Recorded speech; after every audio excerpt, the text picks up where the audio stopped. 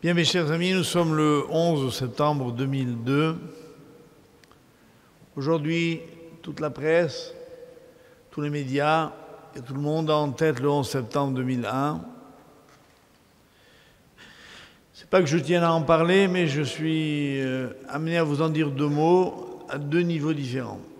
Le premier, c'est qu'au-delà des statistiques, il y a les réalités. Et les réalités, c'est des gens qui ont laissé leur vie là-bas. Et parmi les, je crois, 2801 victimes dans les tours, il y avait un jeune homme de 26 ans que beaucoup connaissent ici. Il s'appelait Thierry Eliaou Saada Bar Mordechai, et qui est donc décédé dans les attentats des tours. Alors une partie de sa famille est présente dans la salle ce soir. Je voudrais donc qu'on lui dédie le cours de ce soir. Bien que ça ne corresponde pas tout à fait au niveau des dates juives, puisque c'était le 23 Elul l'année dernière. Cette année c'est le 5, le 6 déjà, Tishri.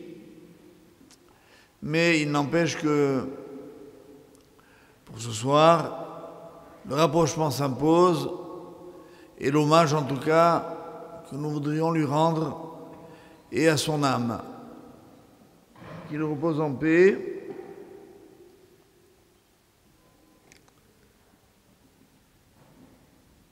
Ainsi que deux autres personnes dont on me demande de rappeler la mémoire, qui sont Madame Clara Benayoun, née Mazal Tov, Pat Mazal Tov, pardon, et Madame Dora Koskas, Bat Myriam. À présent, nous allons entrer dans le vif du sujet et en passant, je pense que notre cours évoquera, sans le dire, l'événement en question. En fait, nous sommes à 5 jours de Yom Kippour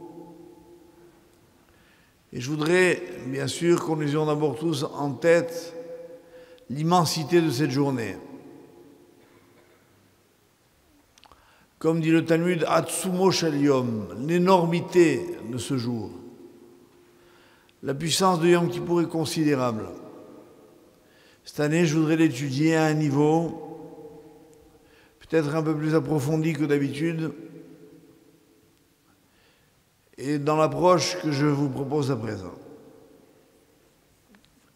Nous lisons dans les écrits de nos sages que on ne peut pas évoquer l'un des attributs de Dieu quand cet attribut n'est pas en marche, n'est pas en action au moment où on l'évoque. Qu'est-ce que ça veut dire? C'est-à-dire que par exemple, actuellement, c'était le cours de la dernière fois, de la semaine dernière, on dit dans nos prières que Dieu est Melech. On a un peu expliqué qu'est-ce que ça voulait dire que Dieu est Melech, qu'il est le roi. C'est-à-dire qu'on accepte sa royauté, qu'on s'y soumet et qu'on prend conscience tous les jours que tout ne dépend que de lui. Bon, maintenant, c'est une réalité qu'on vit comment dans la vie juive?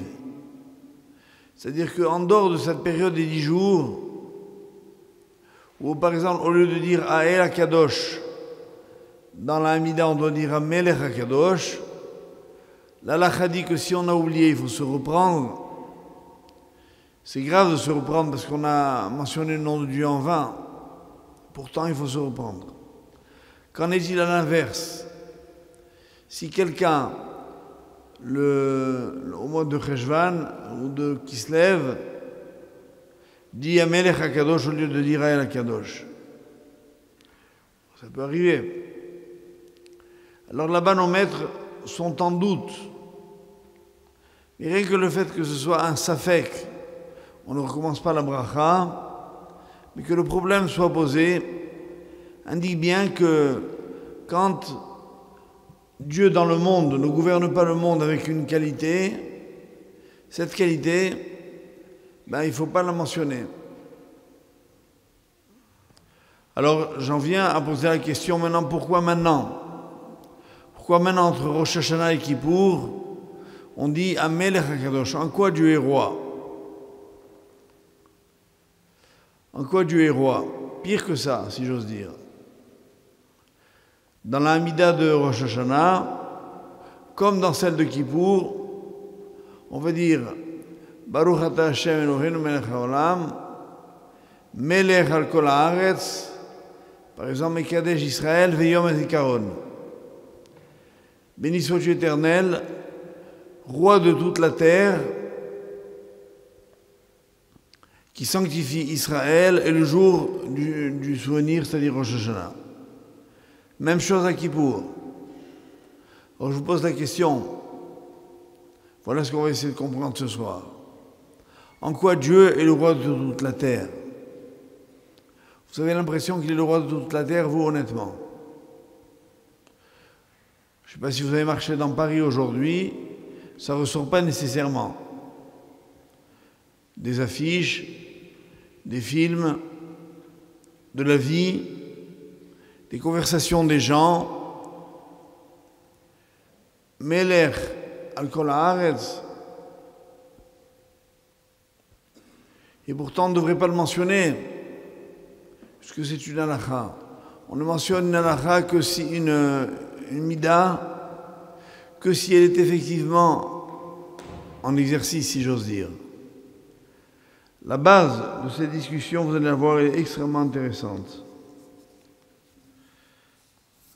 Dans la Gemara de Yoma, nos sages rapportent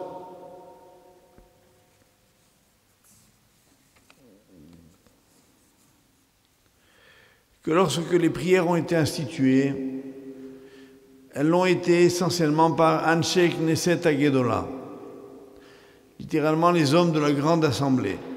C'était une assemblée de 120 personnes qui étaient des sages éminents. Parmi eux, il y avait même les derniers prophètes. Et cette assemblée a notamment, par exemple, rédigé l'Hamida, que nous lisons tous les jours. C'est le même texte depuis 23 siècles. C'est énorme. Alors on demande là-bas, pourquoi est-ce qu'on les appelle Anshe Knesset Hagedola? Et on dit, parce que Echezir ou Atara le Yoshna, parce qu'ils ont remis la couronne à sa place. De quelle couronne il s'agit? Et le Talmud explique, de la couronne de Dieu. En effet, écoutez bien, suivez bien, pour mieux apprécier la suite du cours. Dans la Torah, il y a marqué, un verset du Pentateuque, donc de la Torah, Ha'el, Agadol, Agibor, Ve'anora. À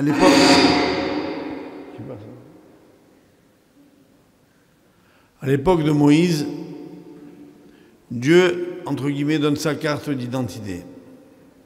Et Ha'el, Agadol, le grand, Agibor, le puissant, Ve'anora et le redoutable. Alors le Talmud dit, quand le temple a été détruit, le temple de Jérusalem, il y avait un prophète en ce temps-là qui s'appelait Jérémie. Écoutez bien, qu'a fait Jérémie, dit le Talmud? Il a dit Nochrim Mekacharim Be'echal Ayenora Otav Loamar Nora. Il a dit comment? Des étrangers, des païens viennent, détruisent le temple de Jérusalem et ils font ce qu'ils font dans le Echal, dans l'Arche Sainte. Où est le Dieu redoutable? On ne le voit pas. Alors il a dit, il ne faut plus dire Nora, il faut dire El Gadol. Et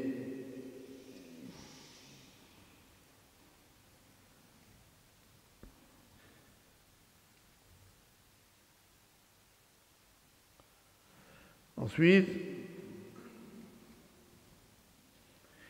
il les a vus écraser la ville, dominer le peuple juif, peuple de Dieu, parti en exil, écrasé.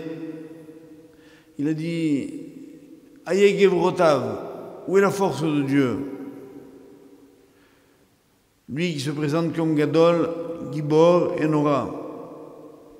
On ne voit ni Nora, ni Gibor, ni fort, ni redoutable. Alors il faut supprimer dans la phrase Gibor, Venora, et dire juste à El Gadol. Dieu est grand, point. Sont arrivés quelques siècles plus tard, alors que le temple n'était pas reconstruit, les hommes de la grande assemblée. Et ils ont dit, quoi? On a supprimé ces deux mots, et ils ont dit ce mot extraordinaire, hen noraotav, hen givrotav. C'est justement là qu'on voit que Dieu est fort. C'est là qu'on voit qu'il est redoutable. Pourquoi? Parce qu'il ne dit rien. Cette Gemara est terrible. Elle cite un verset qui dit Michamo Chabaïlim Hashem, qui est comme toi, ô Dieu, parmi les puissants. Et le Talmud ici rectifié dit qui est comme toi parmi les Illemim, mais non pas les Elim, qui veut dire les puissants. Illemim, ça veut dire les muets. Qui est comme toi parmi les muets, ô Dieu. C'est-à-dire que tu as la force de te taire même quand tu vois ce que tu vois. Et voilà pourquoi il ne faut pas supprimer Gadol, Gibor, Venora. Donc on voit que ce problème-là est un problème qui est réellement posé dans le Talmud, qui est un vrai problème de halakha. Est-ce qu'on a le droit de dire Melech al kol haaretz si on voit que ce n'est pas le cas? Honnêtement, tout ce qui se passe dans le monde comme violence, comme exaction, comme immoralité, comme perversité, et on dit que Dieu est le roi du monde, soyons honnêtes, c'est pas vrai. Oui, du moins c'est ce qu'on est tenté de se dire, à juste titre, honnêtement. Et vous pouvez vous le dire puisque le Talmud dans la Gemara de Yoma ose le dire, et pas n'importe qui, le prophète Jérémie. Il n'a pas été excommunié pour autant, au contraire. Il faut donc chercher à comprendre qu'est-ce qui se passe. Alors en fait, les maîtres postérieurs, les Rishonim, commentaires de la Tefila, disent toujours un grand principe que la conclusion d'une Beracha, elle vient résumer tout ce qui s'est dit avant. Hatima me'en beracha. Ça veut dire, par exemple, dans la Mida de tous les jours, on parle de la refoua, on dit Refaenu Hashem ve'lerafeh, Oshienu ve'linasheak teilatenu ata, et Allah rucha marpel lechol taralenu, lechol makotenu, lechol machovenu, ki el rofe rahmanata, baruch at Hashem rofe chol amo Israël. Exemple, on demande à Dieu, guéris-nous de nos plaies, de nos maladies, des coups que nous recevons. Car toi, tu es l'Éternel, le médecin qui est fiable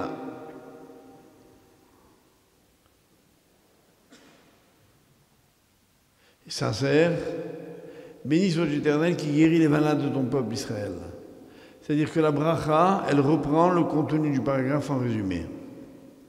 Donc, pour comprendre pourquoi, dans les deux prières les plus importantes de l'année, Rosh Hashanah et Kippour, on mentionne Melech al kol haaretz, parce que juste avant, on en a parlé. Alors regardez Rosh Hashanah, qu'est-ce qui a marqué juste avant? Udvar chamalkenu emet Vekayam la'ad. Et ta parole, ô Éternel, elle est émet, elle est vraie. Vekayam la'ad, elle est toujours vraie. Donc ce que toi tu dis Hachem, c'est vrai. Alors mes chers amis, on va comprendre pourquoi maintenant c'est tellement difficile d'être juif. Pourquoi? Les gens croient que c'est parce que il y a beaucoup de mitzvot, qu'on ne peut pas manger ce qu'on veut, qu'on ne peut pas épouser qui on veut, qu'on ne peut pas se promener quand on veut, là où on veut, revêtir n'importe quel vêtement, toutes sortes de choses. Non. La difficulté de la Torah n'est pas du tout là. D'ailleurs, ceux qui les pratiquent vous le disent. C'est très facile. C'est hyper facile. Où est la difficulté du judaïsme? C'est comment concilier ce que l'on voit et ce que l'on sait. Ça veut dire que je vois autour de moi ce qui se passe. Bon, point. No comment, comme on disait à New York. Et puis, je lis et je sais que dans les textes prophétiques, il y a marqué la parole de Dieu est vraie. Dieu est le roi du monde. On voit qu'il est le roi du monde. En fait, la première vérité historique que les Juifs ont enseignée, c'est qu'une vérité ne dépend pas du nombre de gens qui y adhèrent. Les gens ont tendance à dire, vous voyez, tout le monde le fait, donc c'est vrai. Tout le monde le dit, donc c'est vrai. Si ça marchait comme ça, pauvres de nous, Juifs. Il fut un temps où les Juifs, aujourd'hui 13 millions au maximum dans le monde, vous savez combien il y en avait? Un. C'est pas lourd, hein? Talmud dit, il y avait l'humanité d'un côté et Abraham de l'autre, tout seul. Et lui, qu'est-ce qu'il disait? Hachem ou Elohim, Dieu, il est le Dieu. Hachem est le Dieu. Et il est Emet. Qu'est-ce qu'il croyait comme Abraham? Personne. Tout le monde pensait que c'était la montagne, le volcan, la source, la mer, l'éclair, le tonnerre, la forêt, qui étaient les dieux. Et ils y croyaient ferme. Il y avait des tas de pubs là-dessus. Il y avait des clips. Il y avait des spots. Il y avait des pubs. Tous les mots insultants qu'on connaît aujourd'hui. Et il répétait sans arrêt tout ça. S'il y avait eu à l'époque d'Abraham 50 chaînes câblées, elles auraient toutes répété « Venez tous vous prosterner devant le Dieu un tel ». Et Abraham tout seul dans son coin, qui tenait tous les croyants du monde entier dans un appartement, studio de 12 mètres carrés, il leur dit « Mais non, c'est faux tout ça ». Bon, ça va, Abraham. Pas trop posé. Skin.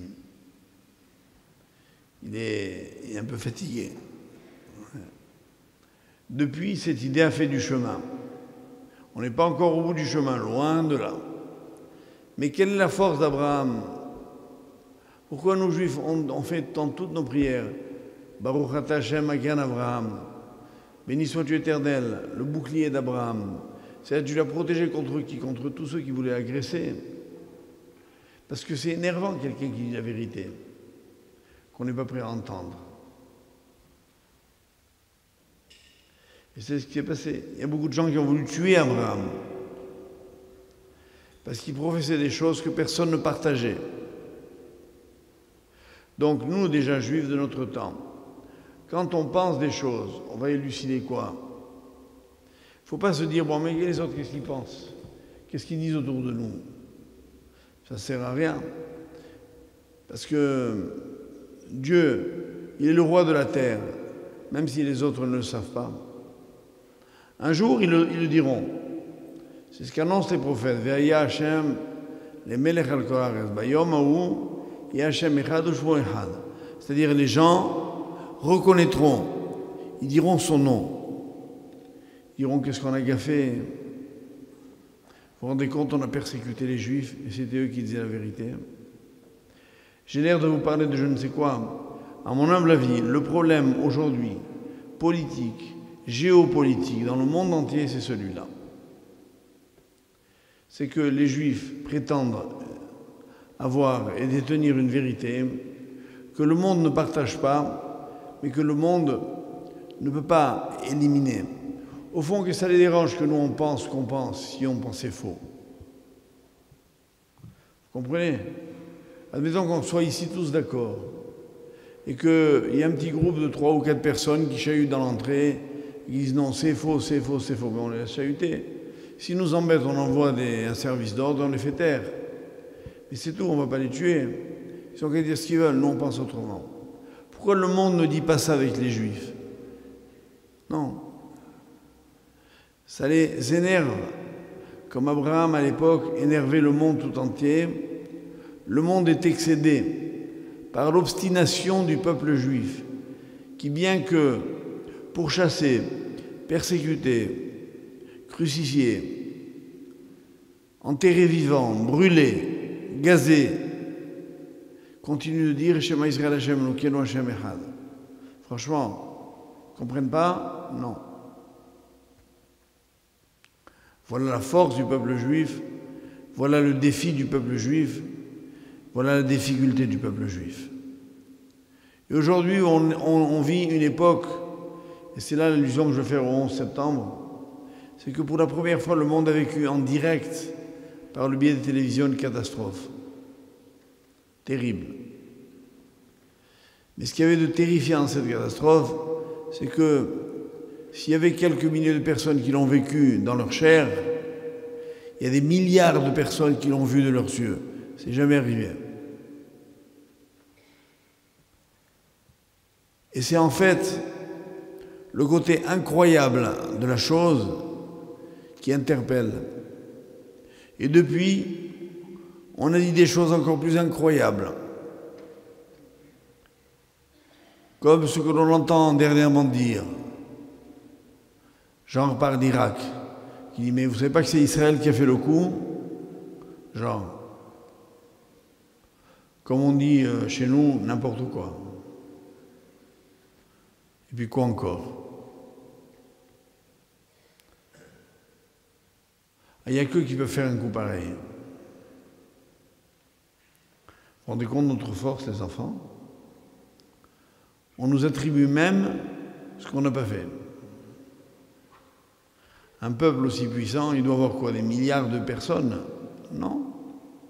Je l'ai dit, 13 millions. C'est ridicule par rapport à la population du monde.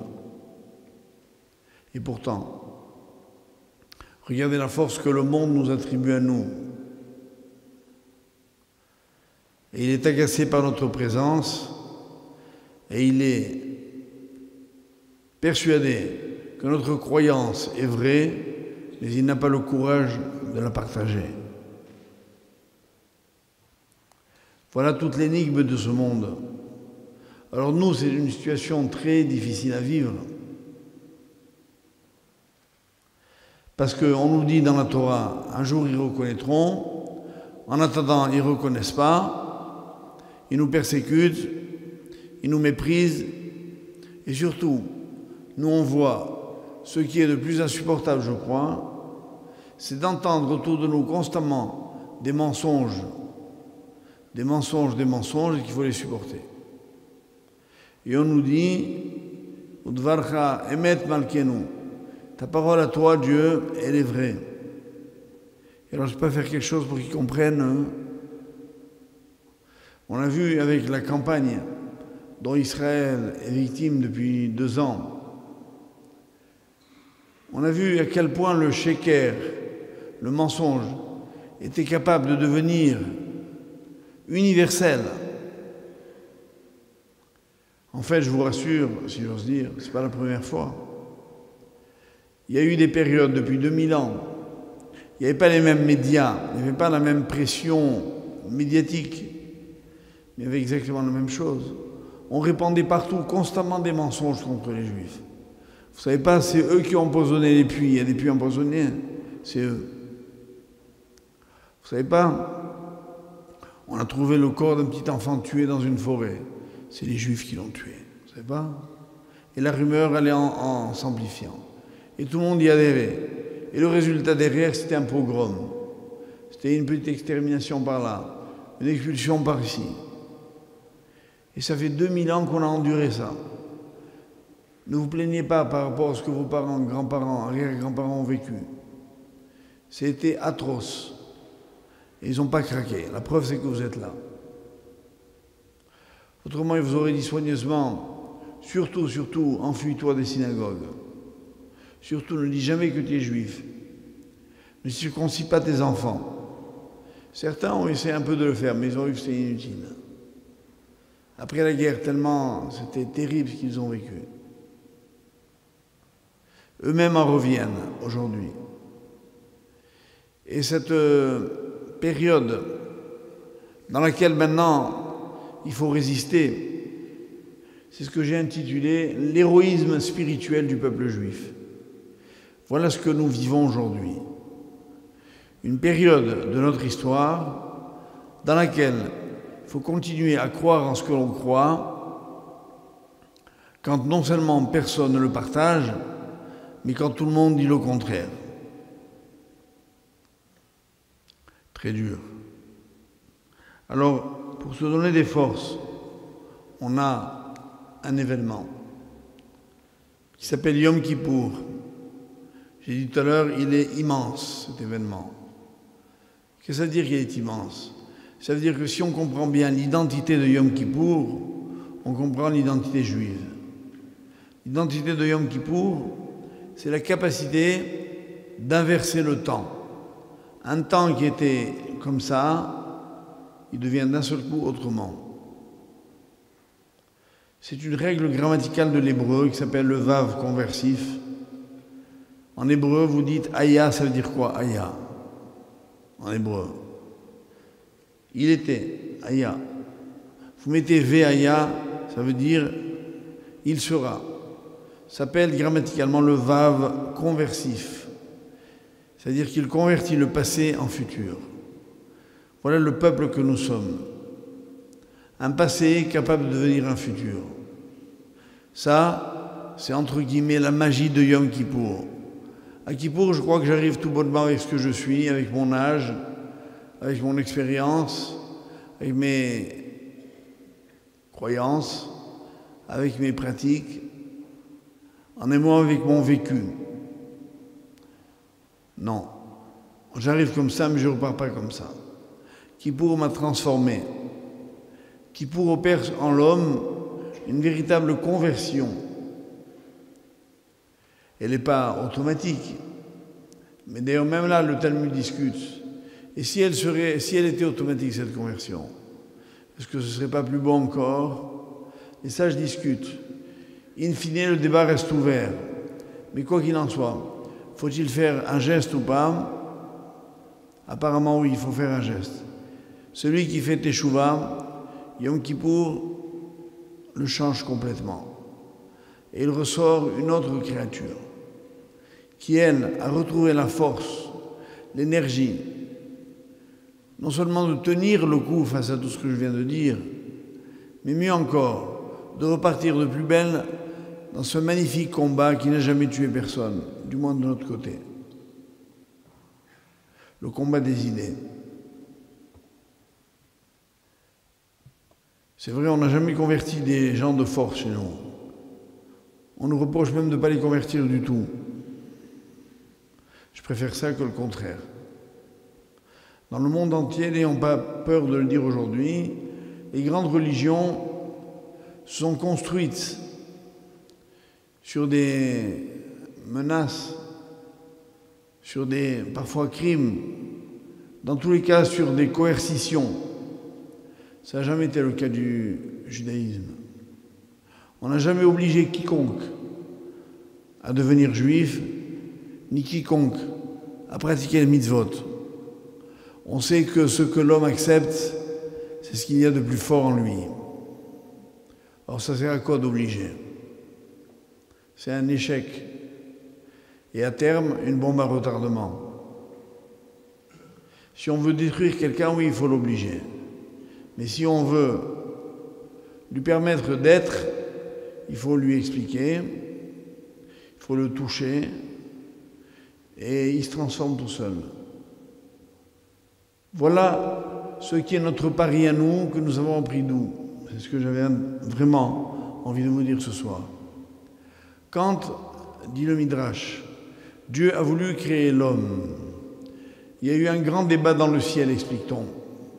Le Midrash se fonde sur une anomalie grammaticale. Le verset de la Torah dit « Na'aseh Adam ».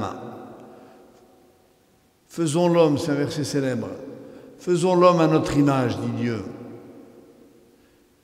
De là, les imbéciles ont dit « Mais ils sont donc plusieurs, puisque c'est un pluriel. » Faisons l'homme. Pourquoi Dieu n'a pas dit « Je vais faire l'homme à mon image » ? Il a dit « Na'aseh Adam ». C'est clair, c'est un pluriel en hébreu. Et le Midrash dit que Dieu a consulté le monde d'en haut. Et qu'est-ce qu'il y a dans le monde d'en haut? Il y a toutes les idées, mais elles sont désincarnées. Elles sont théoriques.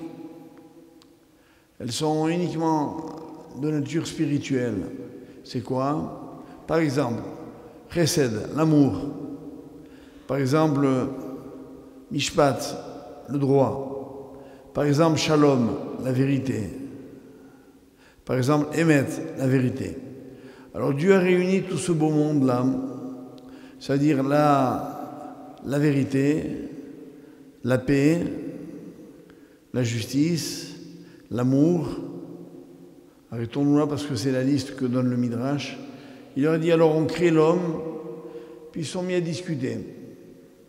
Alors l'amour a dit oui, que l'homme est capable d'amour. Le mishpat, la justice, a dit oui, il faut le créer, l'homme est capable de justice. Le shalom a dit non, parce que l'homme est tout entier bourré de contradictions. Il est constamment en guerre avec lui-même. Il ne faut pas le créer. Et le Hémet a dit Kulo chez Karim, il est plein de mensonges. Il ne faut pas le créer.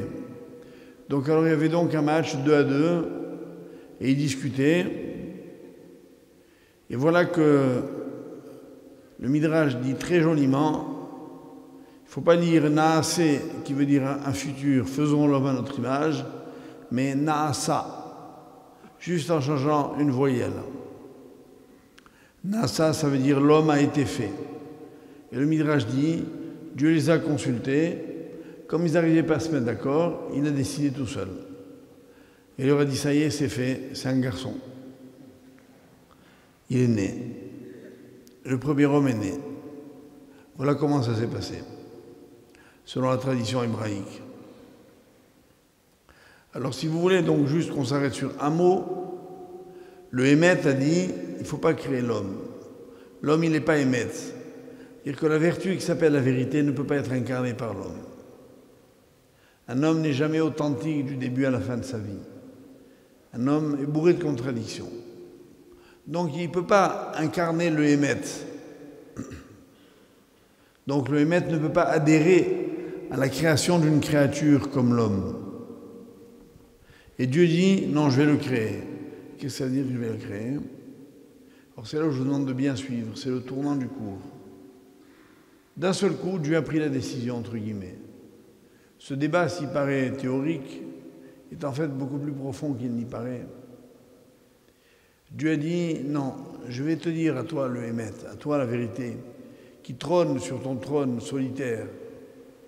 Tu sais, moi, le Créateur, d'où je veux que vienne la vérité, je veux que la vérité, elle vienne du mensonge. Je veux que ce soit l'homme qui un jour arrive à la vérité. Et je sais mieux que toi qu'il est un être fait de mensonges. Hémet, mais Eretz Titzmah, dit un verset. La vérité sortira de la terre. Qu'est-ce qu'elle faisait dans la terre? Bien, c'est Dieu qui l'avait jetée dans la terre. En effet, le prophète Daniel, dans le chapitre 8, dit Eretz, Dieu a pris, Emet, il a pris la vérité, Ishlich Arza, et il l'a jeté par terre. Écoutez bien ce verset. Dieu a jeté la vérité par terre. Alors évidemment, tout le monde a protesté dans le monde d'en haut en disant à Dieu, comment? Le Emet, c'est la plus belle chose qui existe, la vérité, tu la bafoues. Et la tradition orale, le Midrash, rapporté par Rachid dans le prophète Daniel, dit que là, il s'agit de la Torah, entre guillemets, que Dieu a jeté par terre. Et qui l'a jeté, c'est pas Dieu. Il a laissé jeter par terre. C'est la 4e royauté. Vous vous rappelez que parmi les thèmes fondamentaux que nous avons étudiés une fois, il y a celui des 4 exils. Et que le peuple juif va connaître dans son histoire 4 exils successifs. La Babylonie, la Perse, la Grèce et Rome, et l'Occident, le monde occidental. Ce 4e exil, déjà on a annoncé il y a plus de 2000 ans qu'il serait le plus long et le plus dur. Et c'est lui, Rome, qui a détruit le 2e temple. Et c'est lui qui continue de garder la Torah par terre, c'est-à-dire d'humilier. Vous comprenez ce que je veux dire? Tournez votre tête à l'extérieur du monde, voyez tout ce qui se passe. La Torah, on l'a prise et on l'a remisée dans un placard. On a dit, ça c'est l'Ancien Testament, ça c'est une religion antique. Lisez dans toutes les encyclopédies bien nées, qui ont d'excellentes réputations. Et voyez tout ce qu'on écrit sur le judaïsme, ça vous donne froid dans le dos. On était des gens très grands, on était. On est un peuple antique, on était. En un monde n'existe plus. Et depuis 2000 ans, ce que Jules Isaac a appelé d'un nom tellement juste, l'enseignement du mépris, a été professé dans le monde. On a appris, on a enseigné au monde à haïr les Juifs, à les mépriser. Chacun avait sa raison pour cela. Mais tout le monde se met d'accord quand il s'agit de rejeter les Juifs. Vous vous rappelez ce mot de Einstein que je vous avais cité une fois. Albert Einstein a écrit dans sa propre biographie, au début, quand il a écrit la théorie de la relativité, il a dit « Je ne sais pas si elle va être exacte, mais si elle s'avérait inexacte,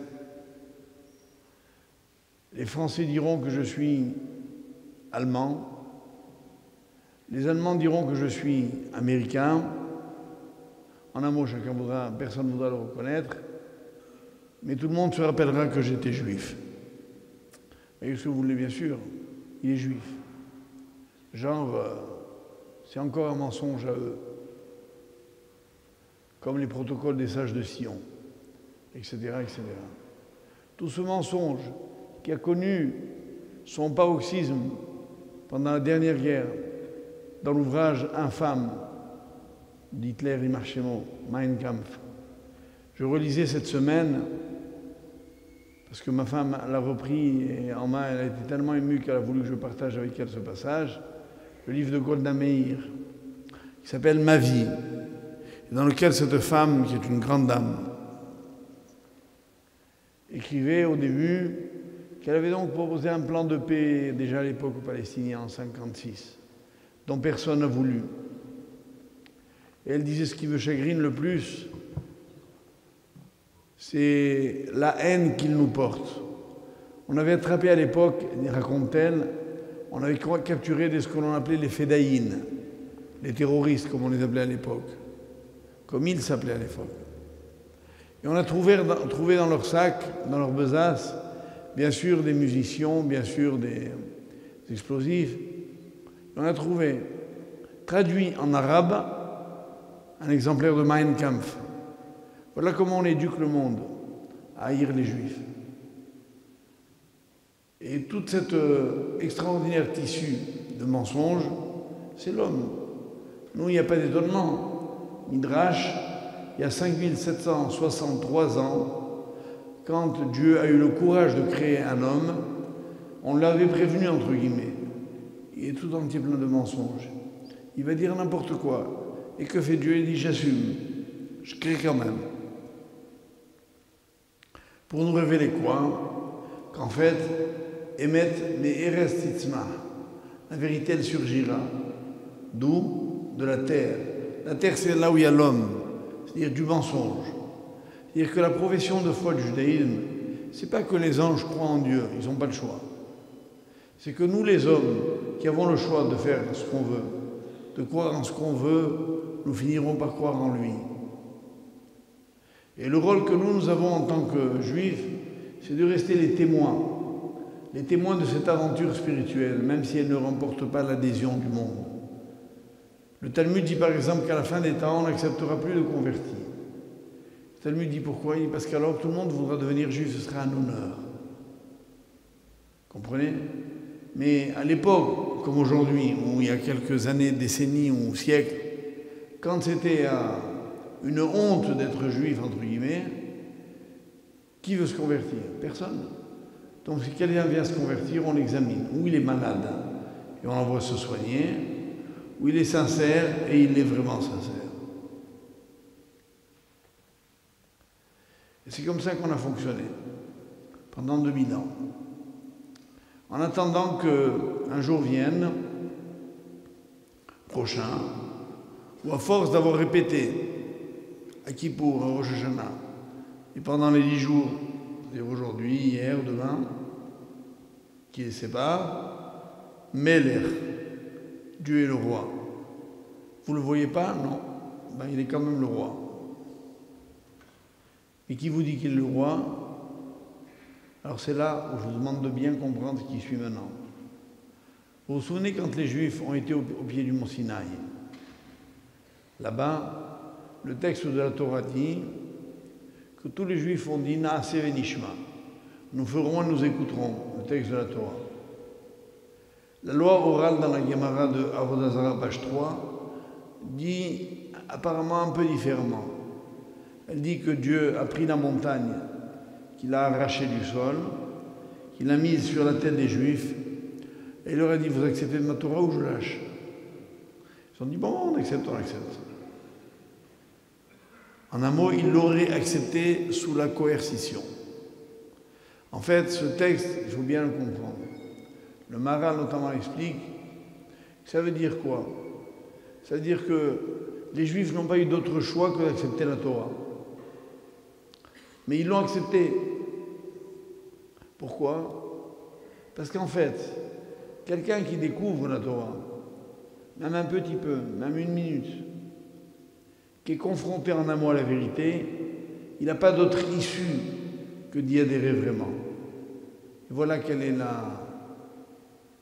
le secret de notre survie. C'est que les Juifs qui ne sont pas des imbéciles, si on avait été un peuple inculte, ignorant, ordinaire, on aurait pu se dire, bon, on les a baratinés. Ils acceptent n'importe quoi, mais vous savez bien comment les Juifs sont. Ils sont, je crois, cultivés, entreprenants, critiques, j'ajouterais très critiques, et vous ne pouvez pas leur faire avaler n'importe quoi aux Juifs. Hein. Essayez un peu, vous allez voir. Toujours incrédules, ils posent des tas de questions. Et vous croyez qu'à lui, ils n'ont pas posé des questions? Ils vont dire, oh, doucement, doucement. Tu affirmes ça, mais quelle preuve? D'accord? Bien, ce peuple-là, il a eu confiance en Dieu. C'est là toute sa grandeur. Souvenez-vous, quand Dieu leur a dit, on sort d'Égypte, il y en a un pas qui a demandé où on va. Vous connaissez les Juifs, on va demander aux agences de voyage comment elles ont du mal à gérer les clients juifs. Oui, mais attendez, les hôtels, quelle catégorie? Mais qu'est-ce qu'il y a dans la chambre? Les menus, vous avez les détails? Est-ce que si on n'est pas content, on est remboursé? Est-ce que ils n'ont pas changé? Alors comment c'est-il qu'à Moïse, ils ne lui ont pas dit, attends, on sort d'Égypte, d'accord, mais on va où? Et comment on va aller dans le désert? Est-ce qu'il y a la clim? J'imagine qu'ils ont dû lui poser la question. Eh ben non, voilà la surprise de Dieu. Et quand des siècles après, Dieu les remerciera aux Juifs, il leur dira Zachar Tilar, Chesed Neoraïr. Je me souviens de l'amour de ta jeunesse, à toi Israël. L'Erter Araï Bamidbar, quand tu m'as suivi dans le désert, mais Eretz Lozeroua, dans une terre inculte. Et tu n'as pas posé de questions. Quand on aime, on ne pose pas de questions. J'ai déjà dit ici dans mon cours, si un jeune homme aime une jeune fille, et qu'il lui dit un jour, on y va, si elle demande où, il vaut mieux qu'il laisse tomber. C'est la preuve qu'elle n'aime pas. Elle s'inquiète. Attends, mais on va se marier, mais comment on va vivre? Combien on va gagner? Et quel loyer? Et les meubles? Et les enfants, il faut les assumer.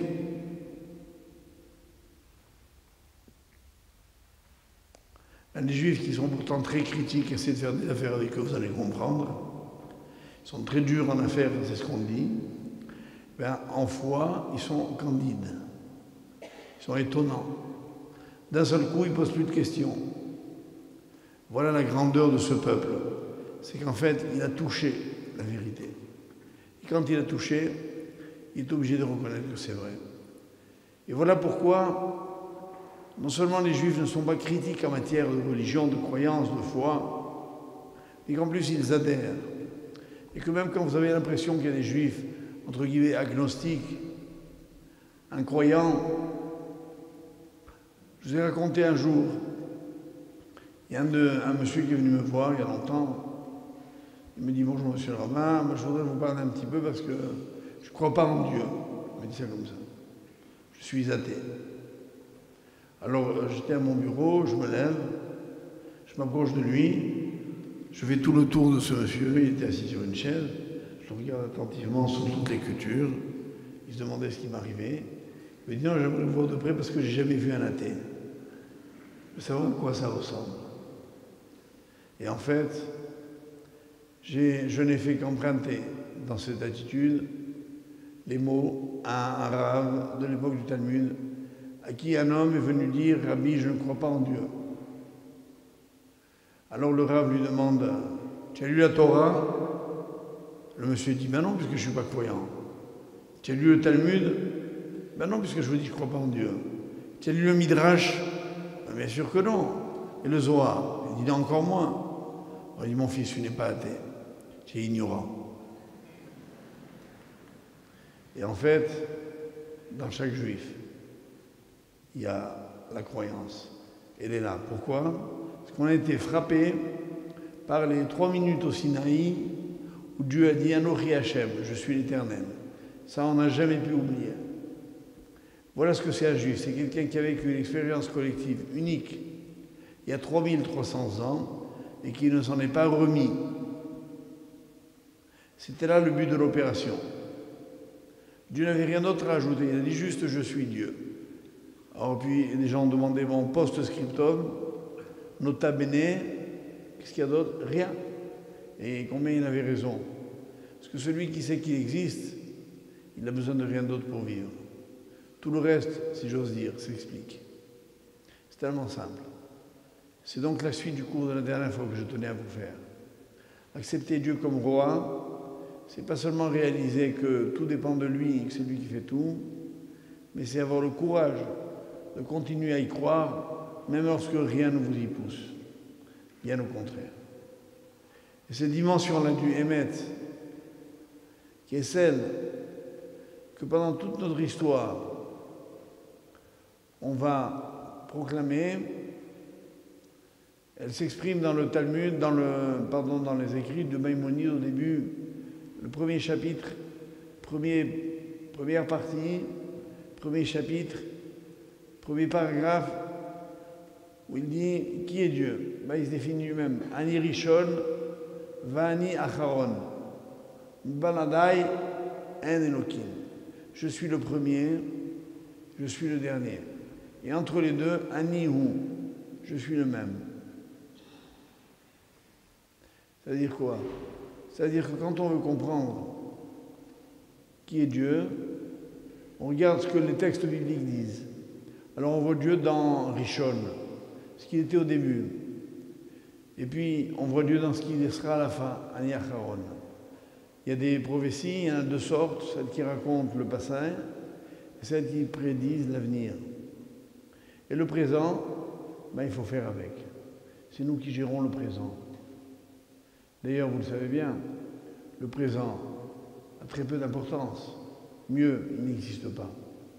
En hébreu, je vous l'ai déjà dit plusieurs fois, comme on dit j'étais, Haïti. Comme on dit je serai, Eyé. Comme on dit je suis, on ne sait pas dire, ça n'existe pas. Il n'y a pas de mot en hébreu pour dire je suis. Le verbe être au présent n'existe pas en hébreu.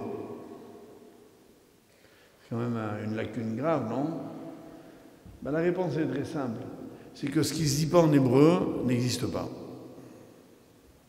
L'hébreu est la matrice de toutes les langues.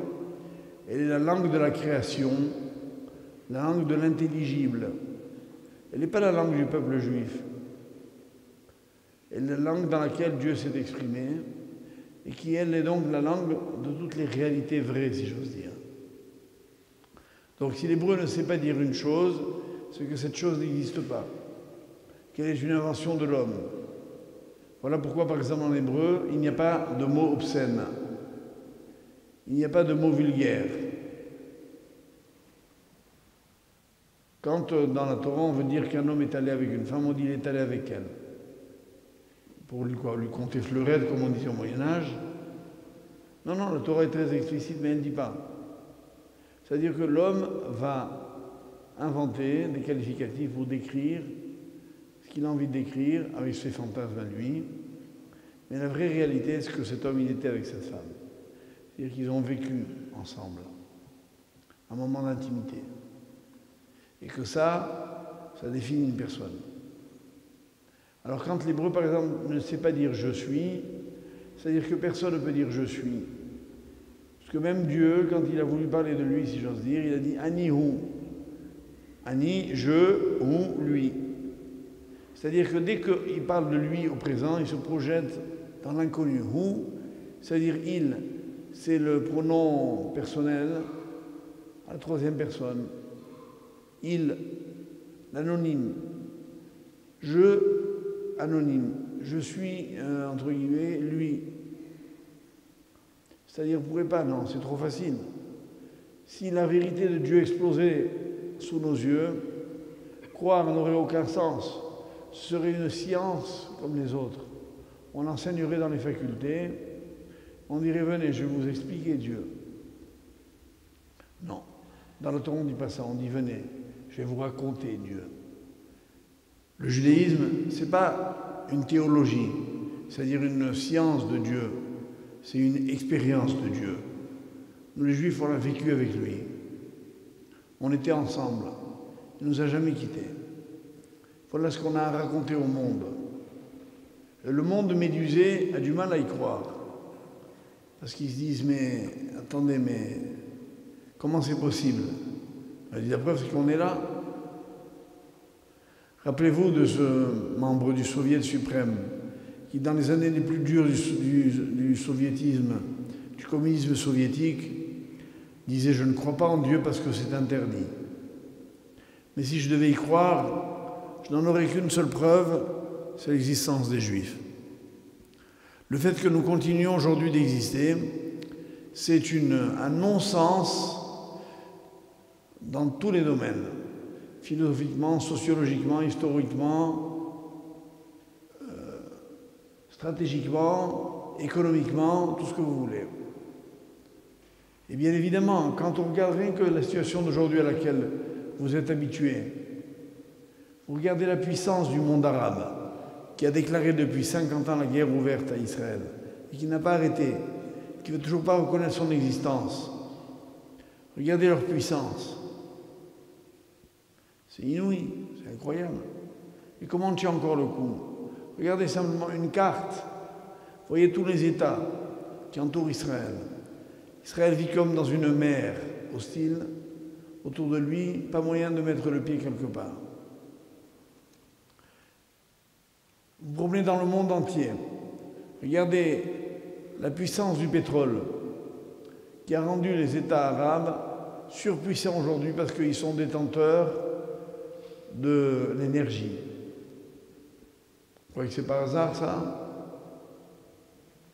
C'est pourquoi on arrive à se poser nous-mêmes la question. Et le Talmud résume ça dans une très simple image. Il dit l'histoire des Juifs parmi les nations, c'est l'histoire d'une brebis au milieu de 100 loups. 100. Alors évidemment, les sages ont demandé pourquoi 100. Un loup, vous savez ce qu'il fait avec une brebis? Il la déchire, il la dévore. Ça suffit un loup pour liquider une brebis. Alors pourquoi 100 loups? Et le Talmud répond très joliment, c'est pour montrer la force du berger.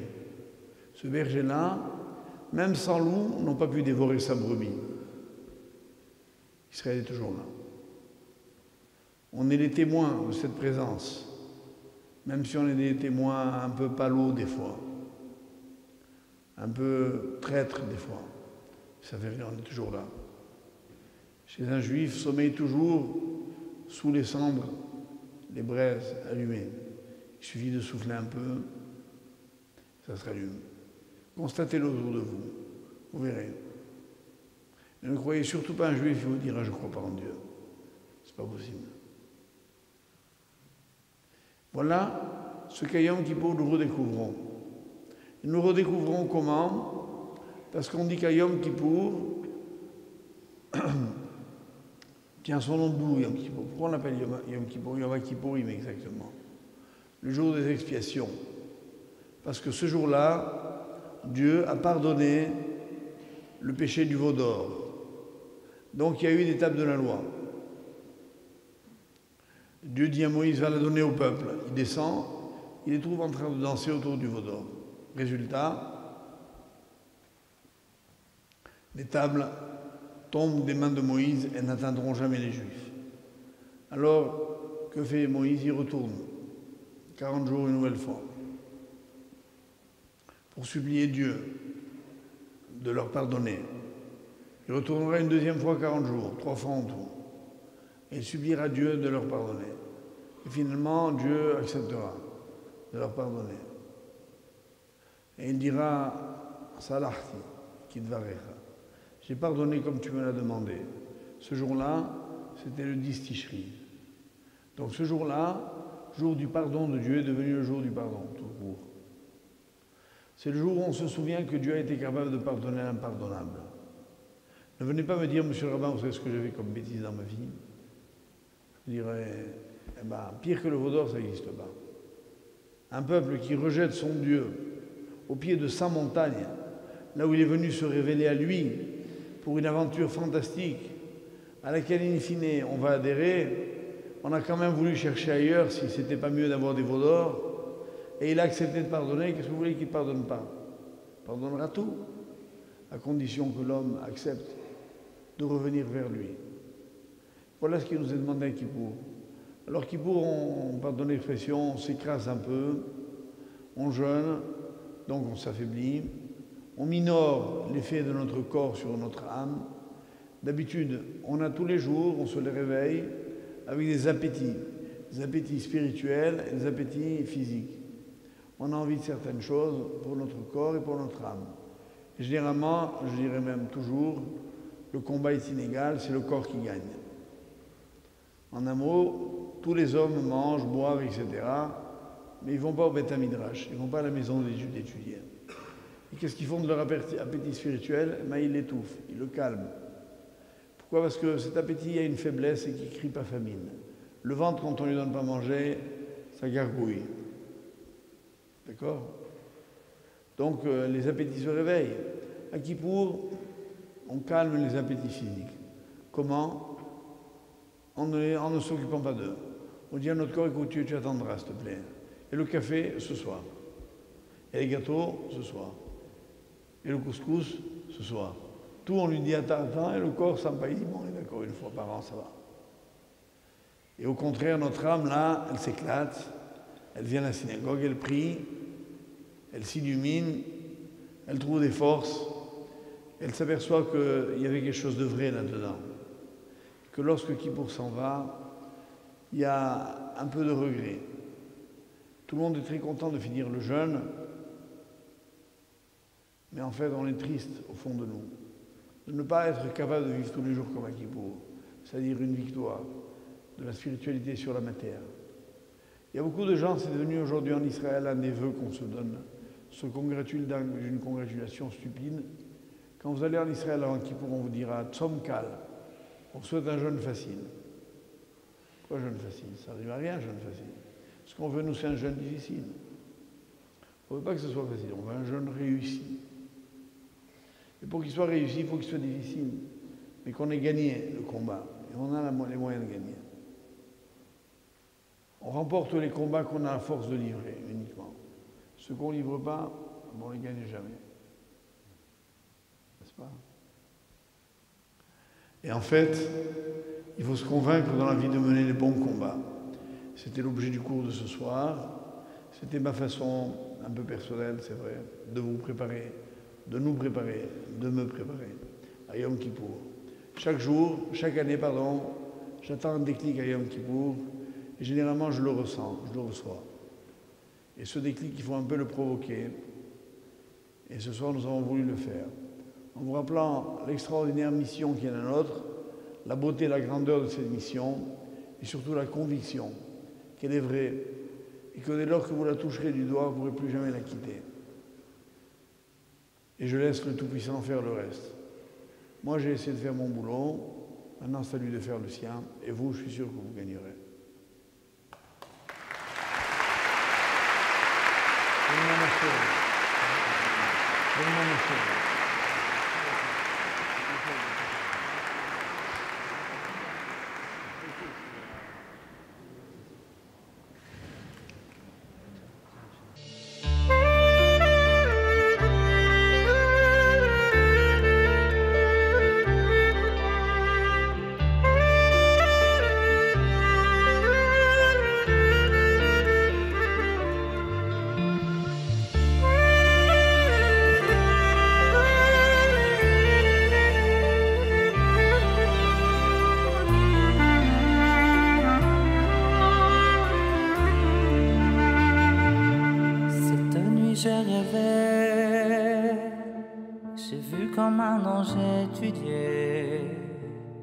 Il leva la tête, son visage irradié de pureté, puis il m'a regardé et me fit signe d'approcher. Soudain je reconnus le rêve que la France avait tant aimé. Il nous a guidés, tel un fidèle berger. Il a mis la Torah entre nos mains et nous l'avons pratiquée. Il nous a rassemblés comme nous voulions lui ressembler. Cet espace vide que tu as laissé ne sera jamais comblé. Oh, Yosef Chaim,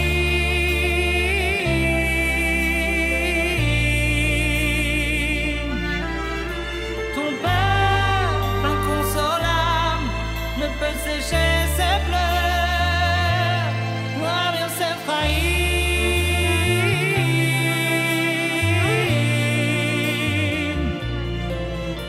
Ton sourire à tout jamais est gravé dans nos cœurs. Et je sais que de là-haut, là où tout est beau, tu pries pour nous sans jamais t'arrêter. Continue de nous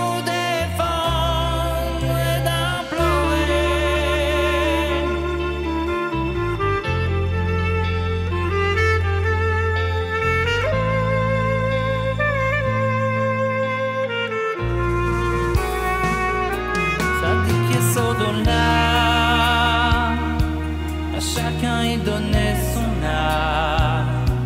Et lorsque tous les autres parlaient à Dieu, lui il parlait à l'autre.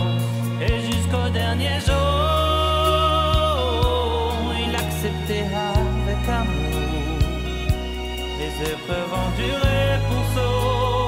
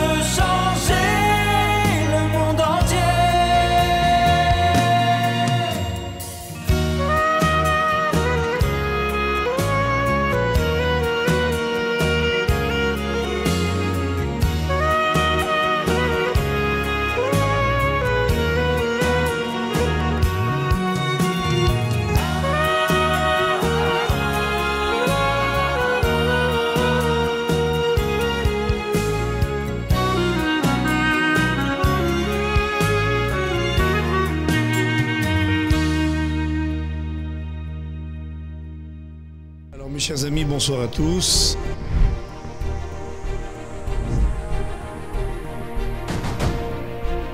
Les cours avaient lieu en permanence. Et la Torah était accessible à tout le monde. Il fallait être là. Parce que pour moi, chacun de ces cours, c'est un chef-d'œuvre. Il faut comprendre qu'on est dans une époque où les cours de Torah grand public n'existent pas. Le nombre de personnes qui me disent « on était au cours du lundi ». L'authenticité du message. C'est impossible, ce qu'il dit c'est vrai. Il avait ce don inégalable. Il se devait de transmettre la Torah. Pour lui, c'était, je pense, la chose la plus importante. Après des années d'efforts de tout type, TorahBox est heureux de vous annoncer l'acquisition de dizaines et dizaines de conférences en vidéo du très charismatique grand rabbin Joseph Chaim Sitruk, celui qui a révolutionné le judaïsme français pendant 21 ans. On parle ici des célèbres cours du lundi donnés à la Grande Synagogue de la Victoire, ces conférences si particulières de plus d'1 heure qui réunissaient chaque semaine la jeunesse juive de l'époque. Des conférences qui, peu importe votre niveau de connaissance ou de pratique religieuse, sont profitables pour découvrir ou approfondir notre héritage. Ce sera donc, avec l'aide du ciel, le retour des cours du lundi, puisque TorahBox les rediffusera chaque lundi à 20h30 heure française. Un bon siècle qu'on ne s'est pas vu. C'est un véritable trésor, un patrimoine du judaïsme français qui est déterré ici, et vous verrez que ces cours qui ont parfois plus de 30 ans restent pourtant tout à fait actuels.